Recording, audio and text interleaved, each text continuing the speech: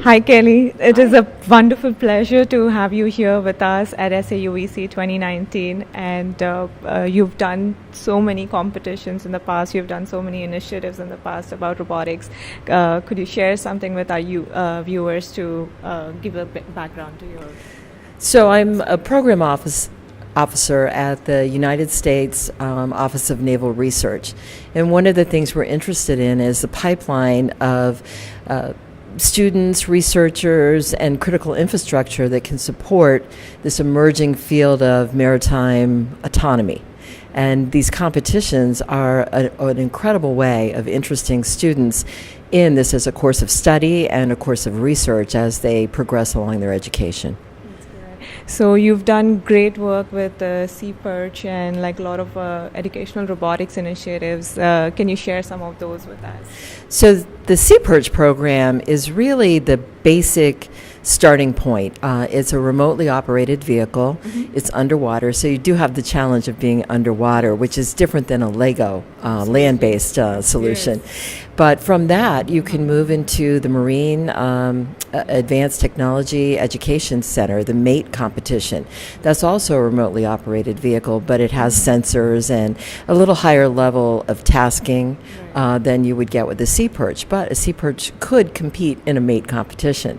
And from there, we look for students to move into the autonomy competition. So you remove the tether, you remove the connectivity and the remote operation, and you add a whole new level of programming and algorithms where the vehicle has to perform on its own based on what it's been programmed to do and based on what it senses in the situation.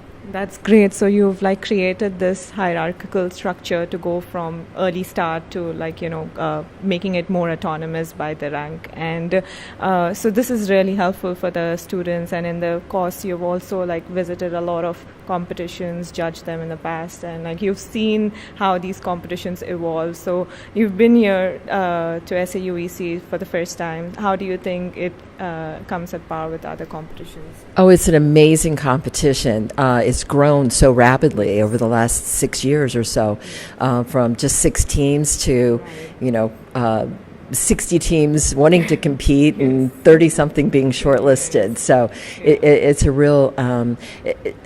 It is a real compliment to the students' participation here, that they enjoy what they're doing.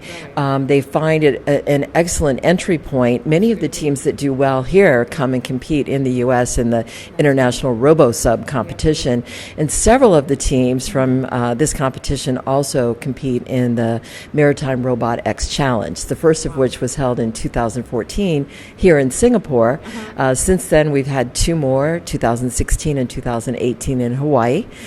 We've had a forum, a symposium in 2017 in Sydney, and we're looking to come back to Singapore in 2019 for a follow-on forum for the Robotics competition. That'll be amazing, especially for the students over here locally who are participating. It would be a nice boost for them.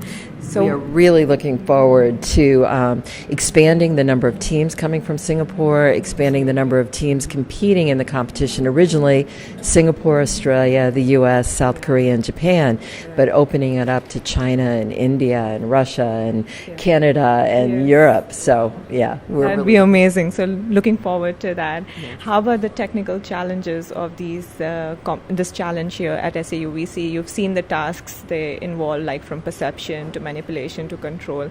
Do you think, is it like a stepping stone towards the next level of competitions? Do you think it's preparing the students well for that? I think it is, and there are a number of attention to detail in the tasks. So the students start off in a floating rectangle, and then they have to maneuver through a gate. The gate is not directly in front of the starting point, and so they have to be able to sense where that gate is and maneuver. That's a challenging task in itself. Also, it's challenging to do acoustics in a swimming pool this size, and so having students be able to compete, earn a little more points if they can do it acoustically, earn some points if they can use a vision system to distinguish between the bins rather than the pinger. And so I can see stepping through students performing at all levels here, improving their performance here, and then translating that to a larger venue. Yeah.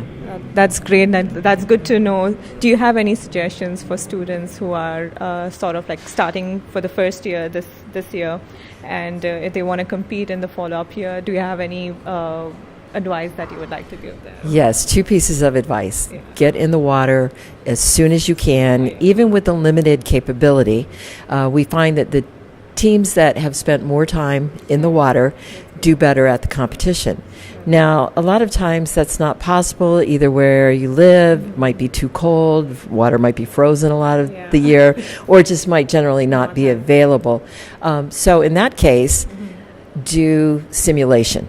We found the teams that have created simulation environments as a surrogate for being able to get in the water do very well. And so there's a couple of levels. Get in the water quickly and then create some simulation environments. Yes. Yeah, that's really cool, because the first advice has been unanimous across all the speakers that are here at the event. So I guess starting early and, getting wet as soon as possible is the right way to go. Absolutely. Yeah. Yes. Thank you so much, Kelly. Do you, for last question, do you have any advice for the administrative committee, like anything that the organizing committee can do to improve this challenge next year? Oh, they've done a fabulous job. I have no suggestions for improvement. Maybe offline we could talk about suggestions for continuous growth and managing more and more teams. That seems to be the biggest challenge to all of these competitions, is as they grow in popularity and grow in team participation, how do you manage that growth in a small venue? Absolutely. And I really like the suggestion of simulation too. I think a lot of teams have not done that this year, so it would be nice to incorporate it through the organizing committee. And that would be great. Thank you so much, Kelly. I think I'll leave you after one last question. Okay. Absolutely last one. But if you had to describe SAUVC experience in one word, what would you say? Breathtaking. Breathtaking. Okay. Thank you so much, Kelly. And it was great to have you here. Thank you so much.